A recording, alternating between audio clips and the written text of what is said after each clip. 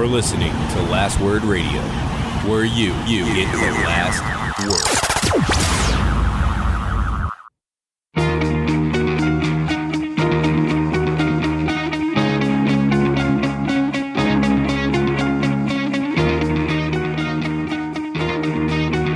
Welcome to the Fourth Line Podcast, part of the Alberta Podcast Network, powered by ATB. This is July the 8th, 2019. With you today is myself, Carl, and Stevie Nick.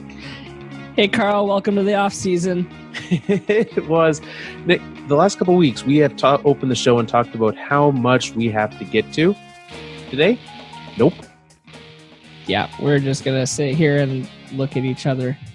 Yeah, it's which is the best for an audio medium. So hold on tight. It's going to be an awkward 60 minutes because we're still not cutting it short.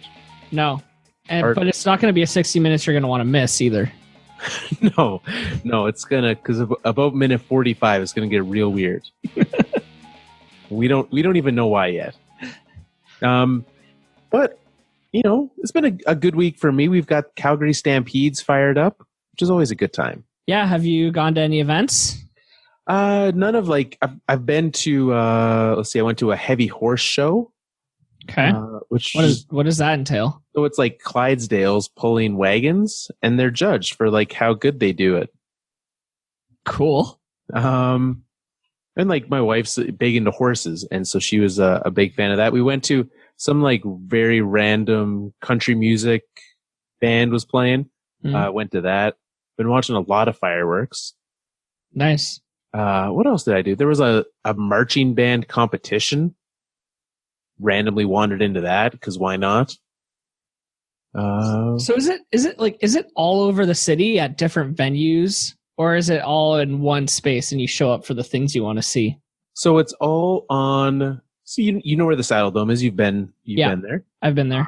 So it's all essentially the parking lot surrounding the Saddle Dome is where it is. So that whole area, all the way through there. So there's a conference center across from there.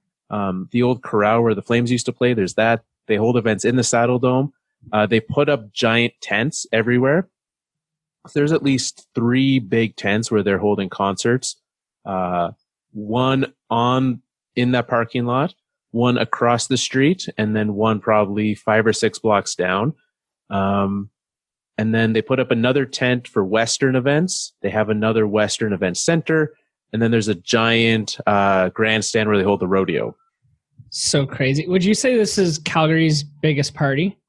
Oh, hands down. I was actually, this was an interesting thing as a thing. Yeah.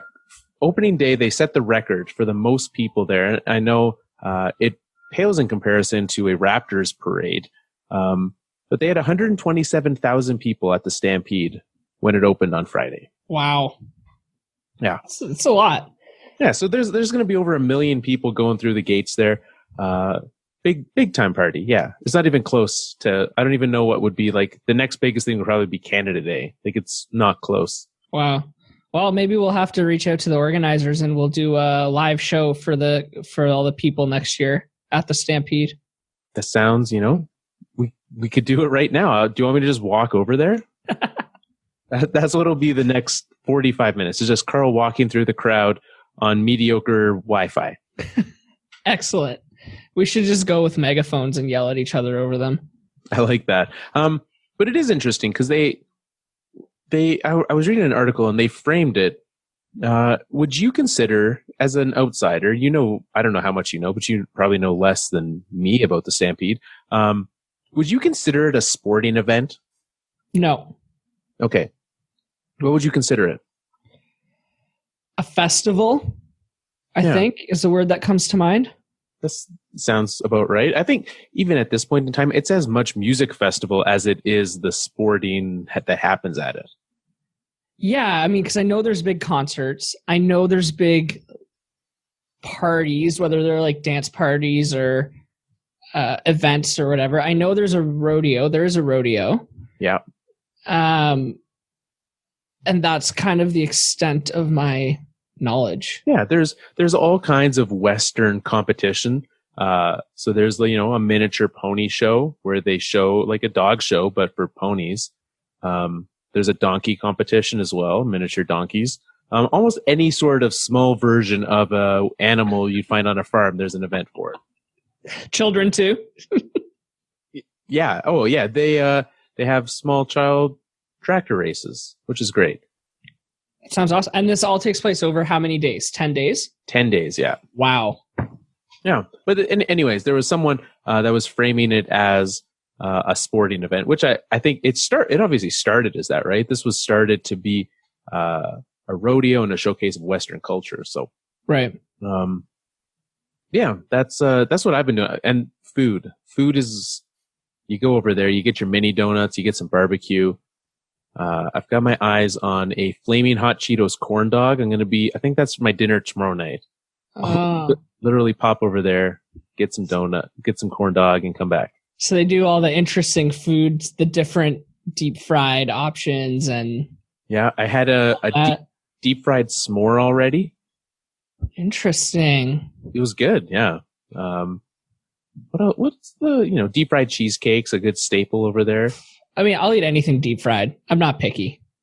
So That's why I won't buy a deep fryer. The most questionable thing I've seen, they literally just did deep fried butter. Like just a stick of butter? Just a stick of butter, deep fried. A little on the nose. People were eating that? Yeah, they sold it as the real thing. Oh my God. Yeah. So maybe not. Deep fried pie was good too. They did deep fried pie. I mean, I'm not saying I wouldn't eat the deep fried stick of butter, but I would think really hard about it. Yeah. There was a few years as well. They had a run where there was a big to-do of putting like insects on food. And so I'm not going to act like I didn't eat it. I did get the pizza with crickets on it. Yeah. Crickets are high in protein though. Yeah. I know a lot of places around the world eat them. Yeah. Not myself. You didn't like it? It was fine, but I'm not going back to it just because I enjoy it. Was it crunchy? It was really crunchy. And I honestly didn't have a lot of flavor. I can't imagine that it would, but I don't think I'd have the mental strength to get over the idea of eating an insect. Yeah, I literally only did it because my dad and I did it as a thing that we were doing. So, what a bonding experience. It was, yeah. That's a thing, take your dad to the rodeo and eat some crickets. It's a welcome to the Stampede. Well, there's our opening. That's what we've got on the docket for today. We'll talk about both things that happened in hockey news this week. We're going to intro what might, I'd say it is our summer series. We're going to get into that. That's going to be the core of our show, I think, today. Who knows how long, genuinely, who knows how long this episode will be. It could be a full hour. It could be 40 minutes. It could be an hour and a half. Somewhere in the middle, probably. See how wacky we get. Let's see what we get up to. Before we get to any of that, let's remind, we've been talking a lot over the past bit about the wellness summit that's coming up with Alberta Blue Cross. It's happening October 10th. Still plenty of time for you to sign up, but you don't want to wait. It's at the Edmonton Renaissance Airport Hotel, October 10th. Go to thewellnesssummit.ca to get all the information you need. And what's great, Blue Cross has designed this summit so that you're not just sitting and listening. You'll have a chance to engage with the information, the speakers, the people you're with, and come away with a lot of really practical tools and resources you can take to be a part of that. So the goal of this is to focus on wellness, support the health and wellness of you in your workplace, which is a super hugely important part. And I know a lot of workplaces are really focusing on that. So head to thewellnesssummit.ca, October 10th in Edmonton. You will not want to miss out. Do you think they need a hashtag, Carl? Well, I know Alberta Blue Cross initials ABC. There's got to be some sort of way that you can rhyme that. Or you could just do hashtag ABCs of wellness. Yeah. Hashtag don't wait for wellness. Hashtag ABC, hashtag wellness and me. There you go. All right. Well, just a little extra overtime work we're putting in over here. Yeah. Hey, what else do we have to do, right? We're gonna spend the next 15 minutes commiserating the fact that the Colorado Avalanche don't get to offer sheet Alex Kerfoot. Yeah, I thought about you when I saw that news. It's like, yeah, that's about right. I mean, that's the dollar amount that I kind of expected. Was it? Yeah, it was. 4 years, $3.5 million. That's about fair for him. Uh-huh. Yeah, I don't know. I don't know much about the player. I think, for what's he going to be, a third line center? Yeah. It's a decent price for a third line center. It's $1 million less than their last third line center. No, their last third line center was Nazem Kadri. Yeah. So he's making $4.5 million. Yeah. Well, yeah, that's true. Yeah. You are correct. So that is a million less. You are correct. Numbers are hard. Glad we got there. It took a while, but we made it. Yeah. So Kerfoot, they signed. Did they sign someone else as well this week? Cody Ceci. Oh yeah. I couldn't see him because I was only looking at the forwards. Yeah, Cody Ceci, 1 year, $4.5 million, which leaves, and I know that there's one player left. This often mentioned, rarely mentioned player rather, goes by the name Mitchell Marner. I never heard of him. Yeah, he still needs a contract. So, I don't know, probably like league minimum maybe for him. Well, so they have roughly, once Horton comes off the books, $9 million in cap space? Yeah. Okay, so there's exactly what Mitch Marner's offer is. Right. And I feel like if he was going to sign an offer sheet, he would have done it by now. Yeah, exactly. No one's waiting. No one's like, you know what, let's see what we do with this money at this point in time, right?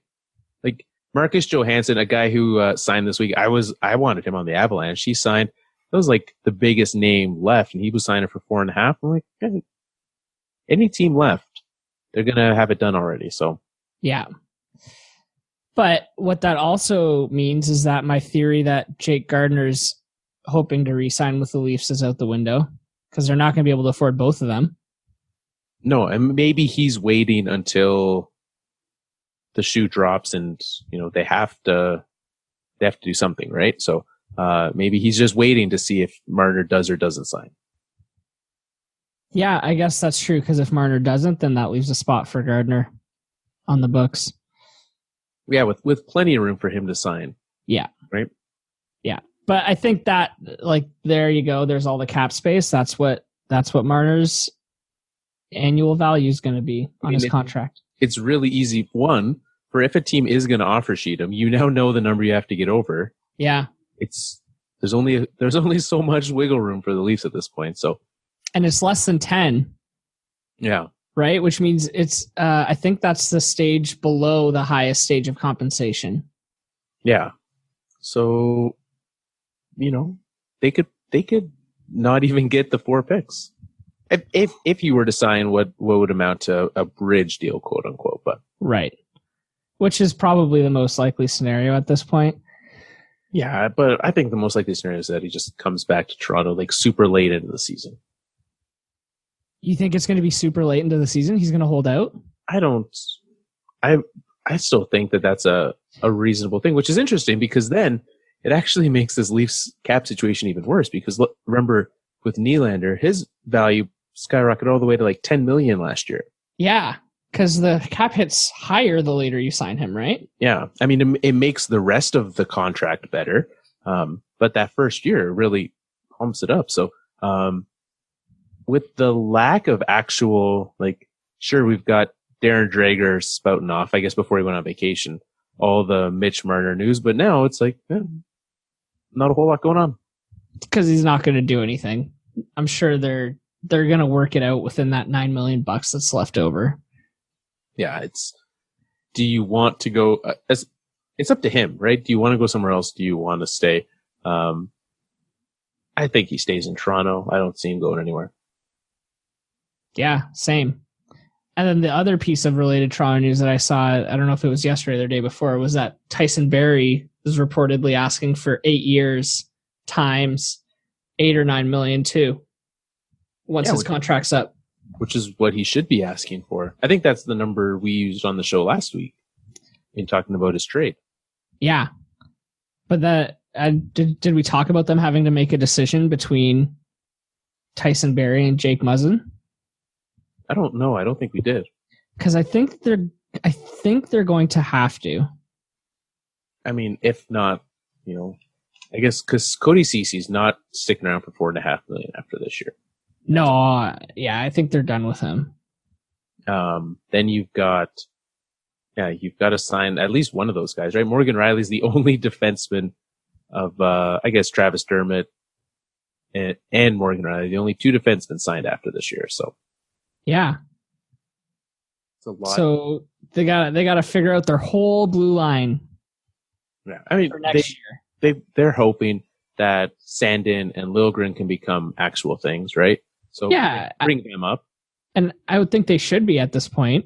I mean, if they're not by 2020, 2021, they're not going to. Yeah. They're not going to be guys that you can trust on your roster. So. Yeah, I agree. I'm still upset that the Leafs got Liljegren at 16 or wherever they drafted him. Yeah, it was silly. Well, speaking of offer sheets, talk about offer sheets. Sebastian Aho. He's staying with Carolina. It's official. Did they wait their full 7 days? They just teased it on social media the entire week and then waited. I think it was the 6th day. They finally said, okay, yeah, well, we're keeping him. Even though they've already said, yeah, we're keeping him. Yeah. Before. I loved it. The Hurricanes Twitter, which, has been known for some sass in the past. Mm-hmm. They tweeted out the schedule for their day on yesterday would have been. So their schedule was watch U.S. women's national team finals, match offer sheet to Sebastian, and then something else. Well, that's good. It's just nonchalant item in their calendar. Yeah. Yeah. So that was good. And he mentioned in his reasoning, right? Obviously now he's doing his interviews and talking about why and how, and he said he always wanted to stay in Carolina, and this was the way that he thought it would be the easiest to do that. Do you believe that? No. If he wanted to be in Carolina, the easiest thing to do would have been to just sign this deal with the team. To just say to them, hey, this is what I want, and maybe not put the giant signing bonus in there. If you wanted to stay with the team, just do it. Yeah. Yeah, I think he either wasn't getting what he wanted from them through negotiations and felt the offer sheet was a tactic to push them more to tip the boat more in his direction, or he just wanted out of Carolina and Montreal was the team that his agent was able to drop the sheet with. Yeah. I definitely can see and buy the fact that this was something that he wanted to do, to stay in Carolina, and thought, okay, this is something that they could or likely will match. It does make me wonder though, when you start to think about this. So he says, this is what I always wanted. I always wanted to stay in Carolina, whatever. How much do you think Carolina knew before this offer sheet came out? Cause tampering's allowed, right? It's open negotiations. Does he go to them and say, hey, I've got this offer from Montreal on the table? I think that's allowed. Oh, it's 100% allowed. So yeah. I don't see why he wouldn't do that.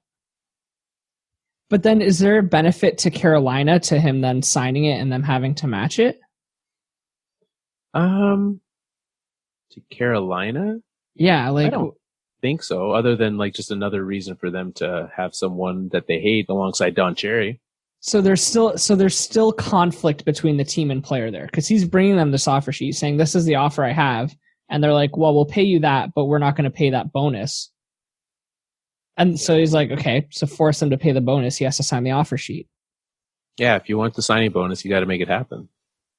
So there's still that conflict and friction between player and team. And I wonder how long, how that kind of gets resolved or moved past, how long that kind of stays with them. Yeah, that's interesting. We'll get to that though. We'll get to all of the fun of offer sheets shortly. Wink, one last wink, piece of hint. Yeah, that's called a tease in the biz. Don Cherry, Steve Simmons. I mean, of all things, we were left this week picking sides between Don Cherry and Steve Simmons. If that doesn't show you how well this offseason's going now, that was our big thing. Steve Simmons versus Don Cherry. Yeah, and the actual conversation between us before we recorded. So do you want to talk about Don Cherry? I don't know. Do you? I don't know. I guess we should. Yeah. Yeah. So Steve Simmons came out and was like, Don Cherry's retiring. Or no, didn't say he was retiring. He said Sportsnet's not renewing his contract. Correct. With the then rumored retirement of Cherry. Mr. Cherry then took to Twitter, which is always a great thing. One thing I love about his Twitter, I don't know if you've ever spent much time on his account. It actually says that it's run by him and somebody else. Right. How much do you think that person actually gets to tweet from that account? I remember when this account was started, it was like there was a news article about how he was doing it. The article works. Don Cherry speaks. This other person, I can't remember who it is, transcribes it and tweets it out. And that's why it's in that like weird app where it's like a notepad that you have to click out to read it, because he refuses to hold it to however many characters Twitter is now. Yeah, now every single one of his tweets is like a series, right? It's now a thread. Oh, they do the thread now? Now they're threading them. But I can just imagine him calling this person who's responsible for posting them, and he's just leaving a ranty voicemail. Hey, I want to tweet something. Yep. And that's what you get. So yeah, it's just start, says everything he wants to say, and then end. Yeah, and we are done. I do enjoy, so what he did have to say was kind of defending his honor as much as, I guess, is it what that, you say that's an accurate term? Defending his honor? Yeah. No, I don't think it's about honor. Okay. Well, I think it's more like, I don't know, privacy. Like, why would Steve Simmons be tweeting about his contract negotiations? Yeah. Well, what Don had to say, his exact words, as transcribed by Kathy Broderick. I must say I am hurt and disappointed that my friend Steve Simmons would suggest in his Sunday column that Hockey Night in Canada might not want me back for next year. I was told a week after the playoffs I would be back. The question I ask is this: why didn't my friend Steve phone me and ask me? Great question, Don. Why didn't the reporter call and fact check his report? Why didn't this well-respected reporter, Mr. Steve Simmons, that we all know and know, why didn't he use, some integrity in this? Great question, Don. Yeah, like we're literally talking about the guy who interviewed a hot dog stand on Bay Street. And he couldn't pick up the phone and call Don Cherry. Yeah. I mean, it's hard, You've got all that hot dog talk. I think he was just hungry, went and got a hot dog, and sparked up a conversation about Phil Kessel. Yeah. And then, made it a real thing that we've all enjoyed for years. Yes. It's never not fun. Exactly. Talk about the hot dogs. Yeah. Hey, Phil Kessel went to Arizona, and all we want to know is what's the hot dog situation like in Phoenix? That's what we want to know. I mean, it is hot dog. Oh, that's a good one. Yeah. Anyways, do you want Don Cherry gone? That's the only question I have. I mean, I don't care that much about it. If Coach's Corner wasn't on TV anymore, I wouldn't change the channel during first intermission. That's what I'll say about that. Mm-hmm. I don't mind changing the channel and doing something else for 20 minutes. Mm-hmm. But I wouldn't if he wasn't there. Yeah, I'd be fine with that. I do think as I like looked and thought of all the different options of what they could do, I just think like there's something better they can do with that segment. Even just put Brian Burke in there. I'm falling in love with like Brian Burke is because he has the like recency where just have him interview someone because his interviews are, especially on July 1st. I don't know how much of that you saw, but man, I was tuning in because every player they'd have on, they'd finally get to Brian Burke and he would just have like the most weird question for the guy. He'd be like, "Hey, it's Berkey. How's your dog?" You're just like, and they're like, "Hey, Berkey, how's it going?" Like, he is still quite the respected guy around the league. Oh, he really is. And he knows today's NHL and he understands it and he knows how teams work and he understands the relationships with the players. Yeah. And, I think it's arguable whether he was a quote unquote good GM, but he's found moderate success in the positions that he's worked. I mean, you look at Don Cherry. Don Cherry was not a good hockey player. He was not a good coach. He was not a good general manager. He's a terrible owner. He was a bad owner. The only thing he's really been good at is just yelling in front of the camera, like nonsensically. Yeah. And dressing weird. And dressing weird, yeah. So, yeah. Yeah, I'd be very okay with him gone. I mean, he led a very interesting path to get to where he is. True, but I don't know. I'm all right with. If Steve Simmons is right, which obviously he's apparently not. Hockey Night in Canada reported. That's one thing. Today they sent out a tweet and they were like, "Hey, we're keeping Don Cherry. What do you think about that?" Maybe ask that question before you keep him.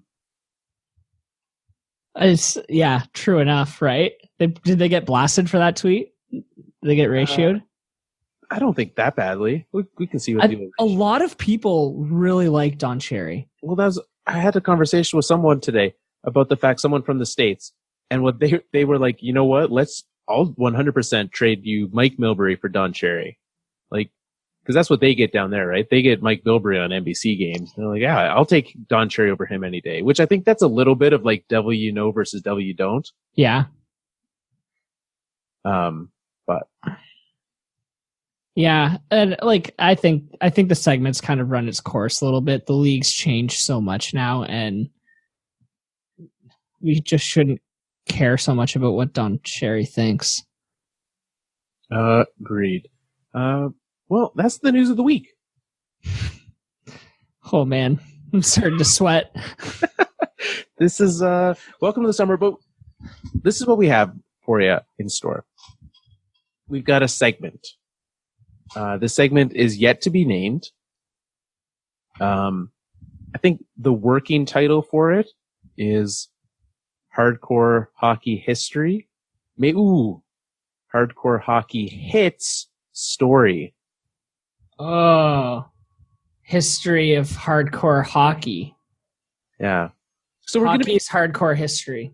Hockey's hardcore hit. Triple H. Let's just call it Triple H. Triple H. Okay, that's what this is our segment, Triple H, where we take a dive into an aspect of the NHL. So some areas that we're going to be looking into. Do you want to tease out some potentials or just no? This week? Okay. Just in case we don't do it. Okay. So you know what? I said it and also thought that I'm glad we're on the same page there. Yes.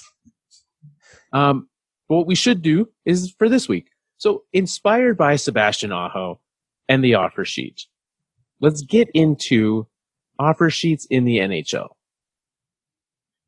So the way we're going to do this is essentially we're going to explore it together. Obviously, we've done some pre-research for it. But we want to dive in because there are some weird things, and that's kind of what we'll pick, right? Some weirdness in it, exploring the way that things have gone. So we're going to do this. So let's start. The year is 1986. Whew. Were you born yet? No. Me neither. No. This was the only offer sheet that happened before I was born. Okay. Not me. 2 of them happened before I was born. There we go. So, I mean, the third offer sheet ever is where we start to get fun. Yeah. Agreed. But let's start at the beginning. Let's start at the beginning, because the offer sheet format has changed a lot over the years. If you start to go through some of this, the very first offer sheet was Gary Nyland. He was recently, he was with the Toronto Maple Leafs, signed this offer sheet with the Blackhawks. And what's interesting is he signs this offer sheet. And unlike now where it's like fixed compensation, these teams had to reach a compromise. They had to reach an agreement back then on who would go to each other's team. So they couldn't come to an actual agreement, which, like, I look at that and I'm like, how could you? Right? Like, how could you, like, just like, yeah, these are the guys that I want for this player. And the other guys, yeah, that seems fair. I don't see how, I understand how they got to the system they have now. 100%. And so Chicago wrote the offer sheet. Yeah. To Gary Nyland. Yeah. And he accepted it. And Toronto decided not to match it. They said, you know what? $620,000, not worth it. Too much money. That's too rich for our blood. For context, he had played 4 years with the Toronto Maple Leafs, 7 goals and 57 points in 218 games. Okay, so pretty. So, was that good for 1986? I don't think so. I don't think it was that good either. Like pretty okay numbers, I would say. Yeah. Oh, so anyways, he was traded essentially. It went to arbitration, so he ended up being traded for 2 former first-round players and a 4th-round draft pick. Pretty good return, I would say. However, this was our first foray into offer sheeting. Mm-hmm. Started to give some other teams some ideas, I think. Yeah, you're sitting there thinking, okay, I could do this. The next one, Jeff Courtnall, a name that is familiar to many. I don't know if that's I remember him from Buffalo Sabres days. Mm-hmm. He signed an offer sheet. He was with the Oilers. Signed an offer sheet with the Rangers. Sorry, Carl, I hate to break it to you, but he never played for Buffalo. What? He played for Boston. Thinking of somebody else. Yeah, you must be. I actually have no idea who that could be. I have no idea. Well, obviously, Jeff Courtnall, who I have no idea who he is, apparently, signed this offer sheet. I'm going to try to figure out who I thought he was. All right. Well, Jeff Courtnall, by the end of his career, had played 17 years in the NHL, over 1,000 games. Yeah. So it doesn't surprise me that the name is familiar to you. Mm-hmm. And so, he signed one with the Rangers, matched.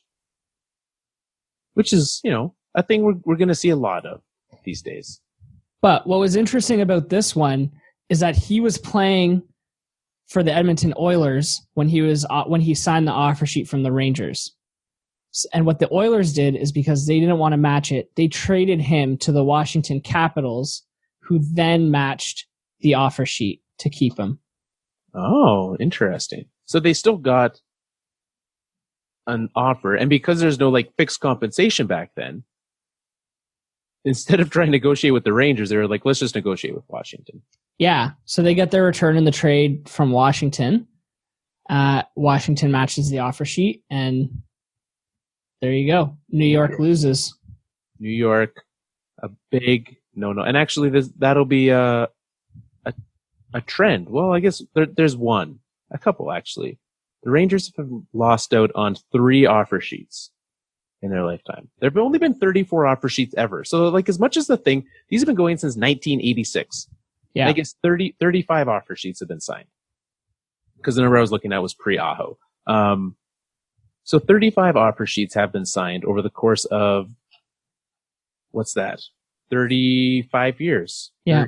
33 years. So about an average of 1 a year. 1991 got a little crazy with them. So Yeah, so August 86, the first one signed. August 88, the second. I mean, and then July 1990 is the next one. It's really interesting. My theory on why it's taking so long is because this was the 80s and they didn't have email. So the horse had to cross the entire country for the other teams to get the news. Yeah, that's true. And honestly, they probably, an offer sheet that was sent in 1986 finally made it there by 1990. Yes. So completely explains it. And this is when we get into my favorite saga in offer sheeting. And it's hands down an unappreciated story in the National Hockey League. I didn't even know about it until today, Carl. Yeah. So, Scott Stevens. What do you remember Scott Stevens as? As the captain of the New Jersey Devils, who swept the Red Wings in the 1996 Stanley Cup Finals, and also the guy who destroyed Paul Kariya's career. Right. He's wrecked Paul Kariya's career. Eric Lindros. I remember him wrecking him in the playoffs. But we remember him as a New Jersey Devil, right? 100%. That's where he, shockingly, never won a Norris, which is interesting to me. But won a Conn Smythe, won Stanley Cups with the Devils, right? That's his big to do. For those who were watching in 1990, which you and I were not, but you may remember he was drafted by the Washington Capitals. Didn't know that. Well, you know that now. I know now. Yeah. Signed an offer sheet with the St. Louis Blues. St. Louis tenders their first ever offer sheet. Yeah. They're going to get busy with it too. There's a lot more coming from St. Louis. So, St. Louis does this offer sheet thing. Now, this is one very similar. Scott Stevens was, even though, he's not known as a Washington Capital, very, very well respected. And 5 first-round picks went the other way. So Washington, don't be sad for them. They made out quite well. Yeah, no kidding. And I love looking at these contract numbers too. 4 years, $5.1 million. It's $5 million is a lot of money in 1990.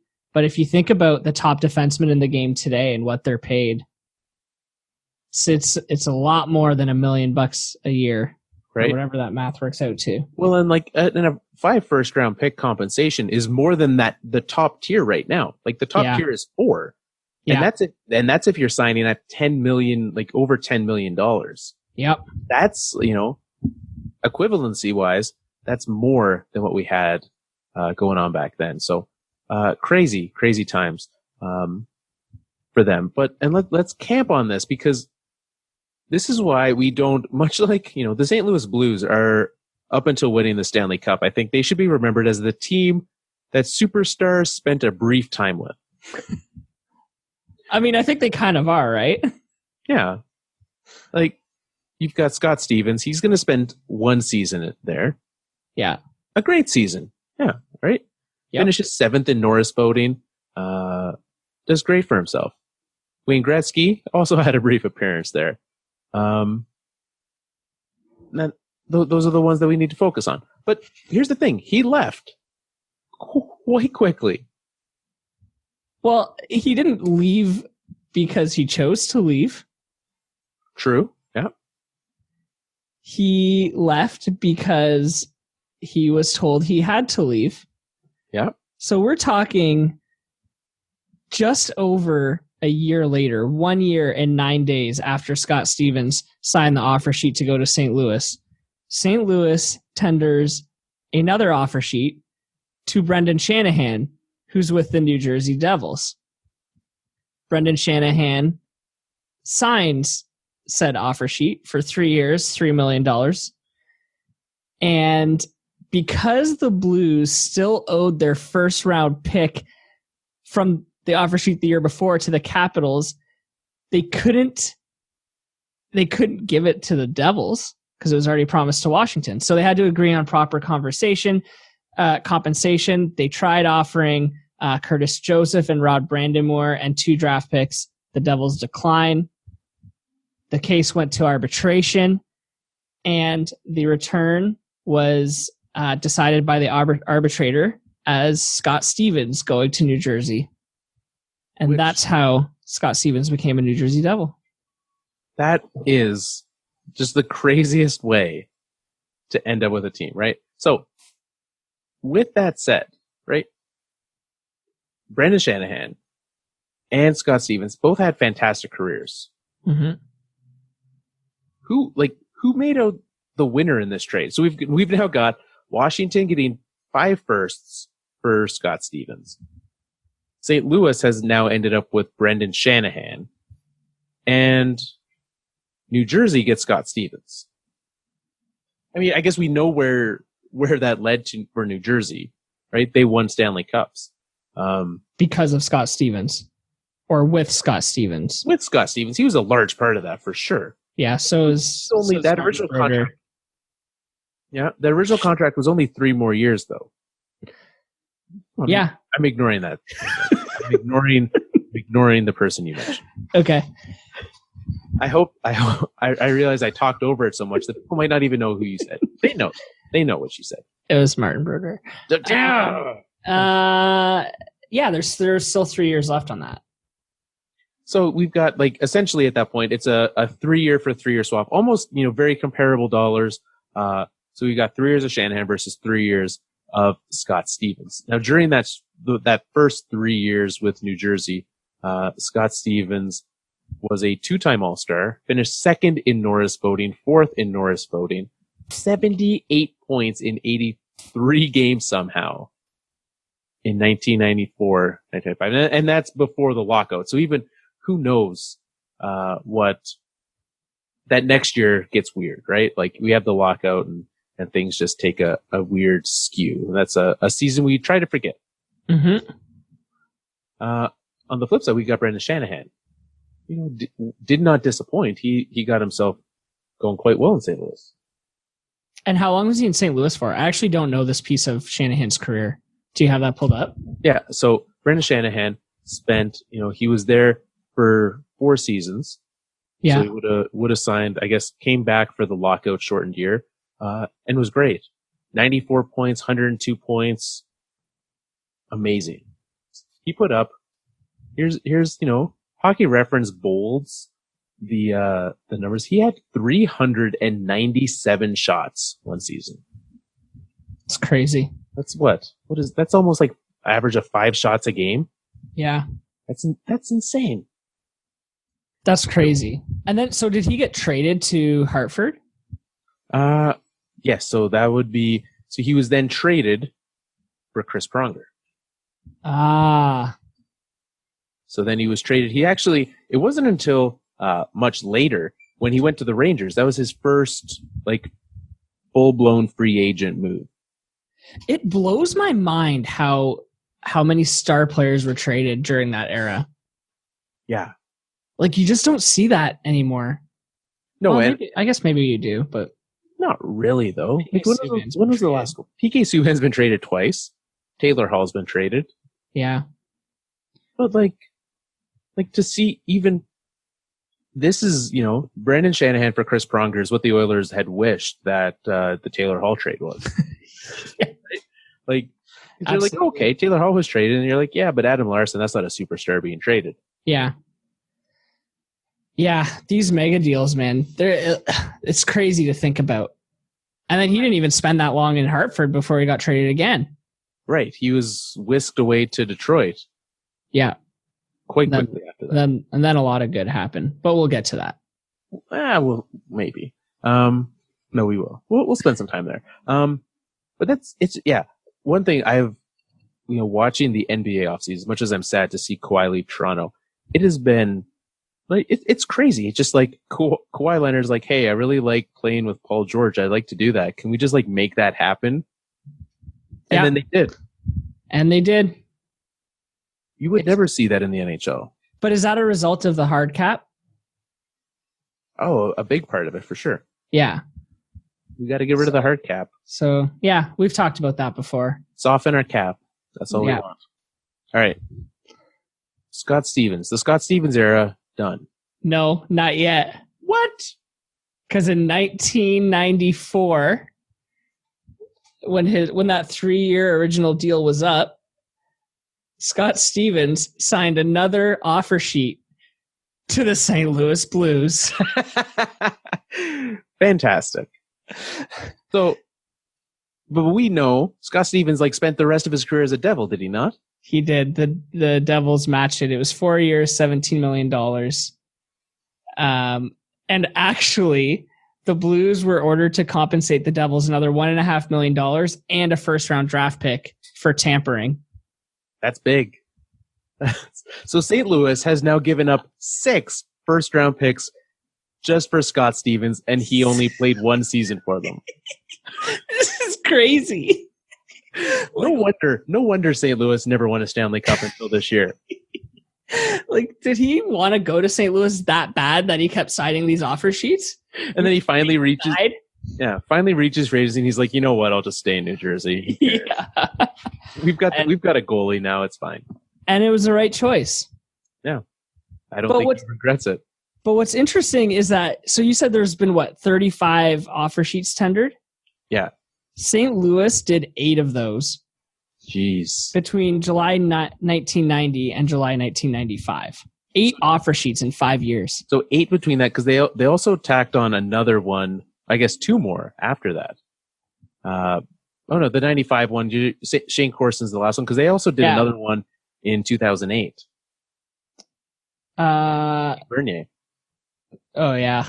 Right, but again, it was matched. It's kind of irrelevant. But 9 of the 35 offer sheets have come, a quarter have come from one team. It's crazy. Yeah. It's crazy. I don't know who this, what did I say, 90 to 95? Ron Caron was their GM from 83 to 94. So he did most of those offer sheets. Good for him. And you know what? 83 to 94 is 11 years. Yeah. He had 11 playoff appearances as the GM of the St. Louis Blues. Well, he knew what he was doing then. Yeah, he apparently didn't care about pissing off the other guys. No. I mean, he had other great players there, right? He had Brett Hull during that time, Adam Oates. Yeah. It was a good team that he'd built there. Yeah. Big time. So, who are some other big names? Adam Graves was offer sheeted. Yeah. And they let him go, right? He went from Edmonton to New York on that. Yeah. And New York had to surrender one player, Troy Millette. Not a good get for the Oilers. So what we're saying is nothing has changed. Troy Millette played 15 games for the Edmonton Oilers. Oh, yeah, rough. Not the best. He's now a firefighter. Troy is. Well, that's the best. Yeah. So Adam Graves signed. This is one that I was unaware of. I knew Scott Stevens had signed offer sheets. I did not know the full details of this. One that would have really changed the landscape of the NHL, and maybe not even like that, but Teemu Selanne, 1992. So he'd just come into the league with the Winnipeg Jets and immediately signs an offer sheet with the Calgary Flames. Which could be considered a regional rival, right? They're Absolutely. Close enough. Yeah, for sure it would have been. Yeah, so now Teemu's gone to Calgary. Obviously, Winnipeg matches it, right? But This is when we're starting to get into bigger numbers, right? This is 92, so even just 1 year after, Teemu signs for 2.7. So Calgary's, that's big money for them. Yeah, and it's big money for Winnipeg. Yeah, because this was a team, a lot of what we see, even the Aho offer sheet is predatory offer sheeting. Yeah. Calgary knew Winnipeg's broke. They have to move. Let's offer sheet Selanne. Winnipeg wasn't biting. Nope. They matched it. Which, I can't even think of what the compensation would be for that, right? For a guy with the potential of Teemu Selanne. Because this was before his rookie season. So before he'd ever played with the Jets, he got offer sheeted. Oh man, you're right. His first season was 92-93. Yeah. So this was like before his giant coming out party. So I don't even know, like, what would that return have been for that trade? Man, that would have, yeah, I don't know. Because he came into the league that year and scored 76 goals. Yeah. Just drops a bomb on the league. That's crazy. I don't know what that return would have been. I mean, because you don't assume, like, you're like, yeah, he's going to be good. We know it, right? Calgary was going to pay him $2.5 million, big money. No one would have guessed 76 goals, though. No, there's no way. You just know he's going to be a great player. Yeah. Oh, man. Imagine if Twitter existed back then. Yeah, that would have been great. I mean, like, Twitter's existed for a select few of these offer sheets, and even still, I enjoy every single one of them. Yeah, 100%. It's great. Because I'm trying to think. Well, we'll get to that. Okay. Because we'll get to the last accepted offer sheet in due time. Let's get to a couple near and dear to our hearts. All right. Well, I guess chronologically, we'll skip ahead. There were some mediocre, medium level.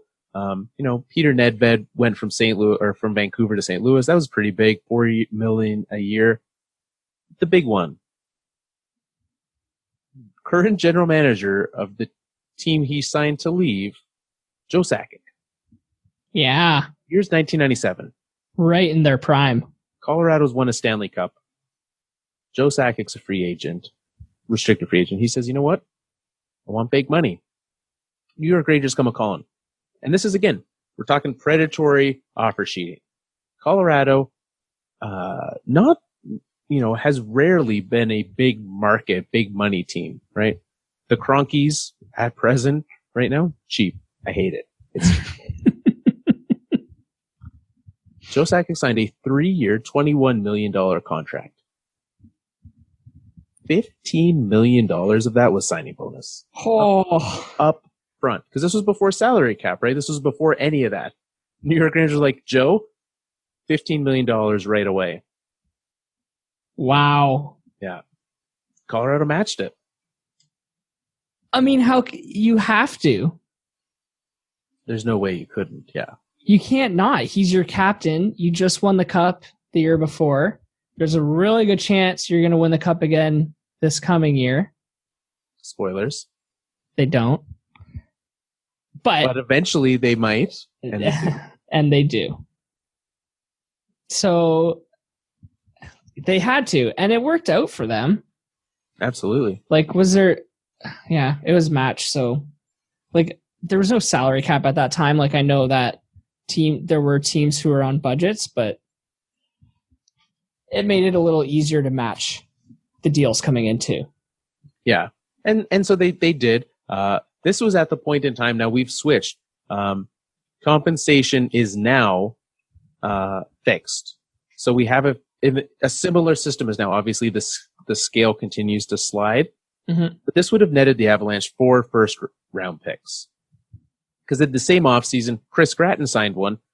Less money. He only signed for $3.5 million a season and netted 4 first-round picks. So, like, this is how Joe Sakic signed for double Chris Gratton. Like, this was unheard of money for the offer sheet compensation. And Colorado matched it. You happy about that? Yeah, I'm pretty happy. I would not have been sad.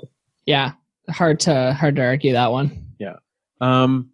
Likewise, you've got one in your docket. Yeah, and this one has a really interesting story behind it, so I'll try and keep it brief, but give me the old keep it going motion if I need to go. So it's 1998. The Detroit Red Wings have just won the Stanley Cup, and I'm in the 5th grade. Carl's in the 5th grade, probably crying because the Detroit Red Wings just won the Stanley Cup. Yeah, not happy. And they go into the offseason with a very rough contract negotiation with their star forward, Sergei Fedorov. And Fedorov holds out hard. He does not play for the first half of the season. He's saying things like he'll never play in Detroit again. Enter the Carolina Hurricanes. They send Sergei Fedorov a 6-year, $38 million offer sheet in February of 1998. So same as the Sakic situation, they front loaded it with a $14 million signing bonus. So the salary was $2 million over the 6 years, $12 million signing bonus, or $14 million signing bonus, and then another $12 million in bonuses if the team made it to the conference final. Jeez. Which is just an intentional screw you to Detroit. An intentional screw you to Detroit because the Red Wings still had a Stanley Cup contending team. And the Hurricanes knew that. So they knew if the Red Wings matched, they would be on the hook for $28 million in that first year. Jeez. And Carolina was in no way competing that season. That season, They finished 33, 41, and 8. They were going nowhere near. That was literally only a bonus that would be paid by Detroit. Yeah. And it was personal. There was Sergei. You mean? No. Between the owner of the Carolina Hurricanes, Peter Karmanos Jr., and the owner of the Detroit Red Wings, Mike Ilitch. They did not like each other. Oh. They were both big businessmen in Detroit. They both owned major junior hockey teams, and Karmanos' team was playing in Joe Louis Arena when Ilitch evicted the team. He didn't want them playing there anymore. And then when Karmanos bought the Hartford Whalers, he tried moving them to Detroit so that there could be two teams in the Detroit area. That would have been fantastic. I mean, terrible now, but... So Mike Ilitch was like, no. And the NHL was like, no. So that's how they ended up in Carolina. So there's this rival between the owners. Karmanos hated Ilitch so much that he screwed him on this offer sheet, and Ilitch and the Red Wings matched it. And for those who do not recall back then, did the Red Wings have to pay that $12 million conference finals bonus? They did. They paid $28 million up front for Sergei Fedorov's services from February to June that year. I was going to say, for what amounted to probably 50, 60 games? Yeah. Wow. Yeah. And they won the cup. And Fedorov was on the cup-winning team in 2002 as well. So worth it. But so for the Red Wings fans out there this is why we're always debating the retire 91 argument, because I think there are some legit reasons why Mike Ilitch did not want to retire Sergei Fedorov's number. That team put a lot of money into getting him out of Russia and coming to play in Detroit. They paid him a lot of money. They did a lot for him to get him set up here. And then he kind of screwed them on this contract stuff by trying to go to Carolina. Yeah, really. I mean, at that time, Detroit was doing well for themselves. They had the money to pay that, right? They were paying a lot of money. No one wants to have to pay one player like almost $500,000 a game, though. No, it's crazy. Yeah. Well, that is somehow that's the second most interesting offer sheet story. Oh yeah, it's not even close to Scott Stevens. No. And so we've got a number of other ones. Most of them match. There's been in the lifetime of it, we've had 1, 2, 3, 4, 5, 6. I mean, in the 90s it got weird, but since 1997, there has been only one accepted offer sheet, and that was Dustin Penner. Way to go, Edmonton. Way to go, yeah. The largest offer sheet we've ever had signed, Shea Weber, 14 years, $110 million by the Philadelphia Flyers. That one was social media was a thing there. Twitter existed. Yeah. I remember where I was. I was driving home from work. And you were on Twitter?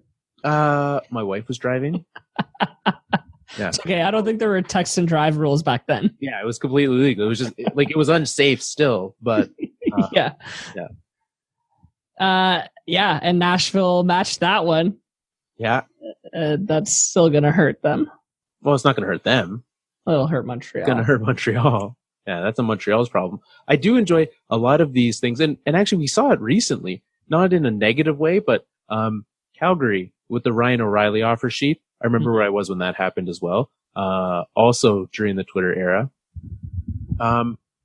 They backloaded that deal substantially, forcing Colorado to have to, the qualifying offer afterwards, right? Essentially making it a 3-year contract, 2 years, $10 million, but super backloaded. So it would have been a very expensive 3-year deal. Similarly to what Timo Meier signed with the Sharks. They gave him a giant backloaded deal so that it essentially amounts to a 5-year contract for him, which, if you're using that as a negotiation play, I appreciate that, right? Using it as a way to screw a team, less so. Especially when it's your team. Especially, yeah, for sure. But we see a lot of these players, I guess not a lot, just these last two, Ryan O'Reilly, Shea Weber, both traded before their contracts are ended. Now, granted, comparing a 2-year to a 14-year contract, not fair. I get it. But looking at this recency, right? Niklas Dermelson, he did finish his contract with Chicago before being traded to Arizona. That's different, but it does make me wonder, both of those, that player, I guess Ryan O'Reilly, as soon as he signed it, you were like, okay, he's gone. Even before he signed it, we knew he was gone. Do you think Sebastian Aho finishes this contract with the Hurricanes? I think so, because it's not a terribly prohibitive contract for them. Maybe it hurts them on the accounting books a bit this year because of the signing bonus, but this is still in year 4 and year 5. This is still going to be a good deal for Sebastian Aho. For sure. Now, unless what we were talking about earlier, how long does this friction kind of hang around between team and player? Unless it really got that nasty, which based on the tweets from Carolina and Aho, doesn't sound like it got that nasty. No. So yeah, I think he's probably going to finish his contract with Carolina. Yeah. I do. There's a lot. I would say so as well. There's some interesting, one other one that is of note. Shane Corson signed with the Edmonton Oilers, signed an offer sheet with the St. Louis Blues, and then was traded almost immediately back to St. Louis for Curtis Joseph and Mike Greer. It's a fun one. So, okay, so hold on. So St. Louis traded two first round draft picks and Shane Corson for Curtis Joseph and Mike Greer. Correct. It's very weird. Offer sheeting before fixed compensation got a little weird. Yeah. Obviously the league felt like this is getting out of hand. We need to step in here. I'm assuming it was after one of the lockouts that the fixed compensation came in. It's not actually on this Wikipedia page. Yeah, it does. That is something that, the detailed minutia of contracts, but it does look like after the 94-95 lockout is when that would have come into place. So that Shane Corson compensation would have been fixed, I do believe. So the first coming back. Interesting. Yeah. So that's really interesting. But now that's where we're at. We've got offer sheets and they're fun. I enjoy them. I wish there was more. I understand why they're not, but it's drama. It's conflict. It's exciting. It's entertaining. This is why we follow hockey so closely. Yeah. It is, I love it. It's great. And that's why we follow sport. It's fun. We want some drama. We want something to talk about so that we're not talking about Don Cherry for a good 10 minutes. Yes, please. Let's not do that again. Noted. Well, that was fun. I enjoyed that. I hope you enjoyed it, listeners. I hope you enjoyed it, Nick. I had a blast going through it all. I think it's really interesting. Yeah. But I think we should ask the listeners that if there's any like interesting hockey stories or parts of hockey history they want to know more of, they should let us know and we could talk about it. Yeah, if there's, this is a great way for you to let us know what kind of things you want to know about. If you want to know about more about offer sheets, if you want to know deep dive into Don Cherry, deep dives with Don, could just become our new segment. Well, I think we reserve the right to just not pick segment topics. Fair, yep, that works. But we'll be doing this throughout the off season. Make sure to tune in for that. Make sure to tune in to all the great shows on the Alberta Podcast Network. They added a bunch of them recently. Head on over there. And once you're done there checking out podcasts, head on over to Seat Giant. We talked about the Calgary Stampede earlier, Nick. Mm-hmm. If you want to go to the rodeo, you can save 5% by going to seatgiant.ca using promo code APN. You can do that. You can get tickets to all the fantastic concerts at Stampede, all the rodeo, all the things. Head there. Seatgiant.ca, promo code APN. That is the place to go. And you can get that. So, it'll be great. I've already got my tickets to, I don't go to the Calgary Rodeo. It's a little too much money, even with promo code APN. But I'm going to, the Chuck Wagon races and the big show they do afterwards. It's going to be a great Friday night for me. Sounds like fun. It's a great time. And you can save 5% if you do that. So do that. Go to the fourthlinepodcast.com where you can find out more about the show. Let us know on Twitter at Fourth Line Podcast, Facebook.com/the Fourth Line Podcast, mail at the fourthlinepodcast.com. Send us a DM, just tweet at us. What do you want to hear? What is something that you've always thought, you know what, I want to know more about this, but I'm too lazy to do the research myself? Or do you just want to know our thoughts on stuff? Some of history, let us know. Send that on in, and we will have that for you. Like we said, we're here all summer. We're going to be doing, this is our summer series. I'm excited for it. It's going to be fun. It's going to be great. We're going to wrap it up. It's time for us to wrap up another Fourth Line show. I know what you're thinking. You don't want us to know. What we learned about offer sheeting is you can make lots of money if your name is Scott Stevens.